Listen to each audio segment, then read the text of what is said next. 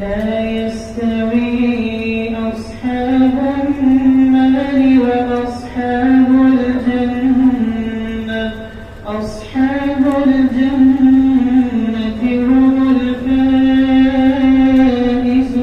الفائزون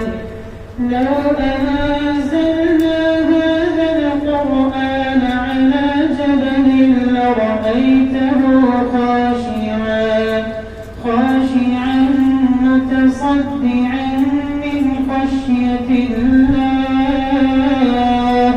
وتلك الأمثال نضربها للناس لعلهم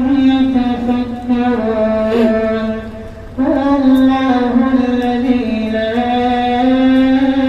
إله إلا هو عالم الغيب والشهادة هو الرحمن الرحيم هو الله الذي لا إله إلا هو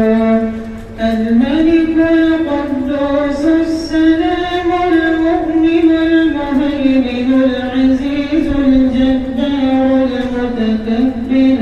سبحان الله عما يشركون هو الله الخالق البارئ المصور له الأسماء الحسنى يسبح له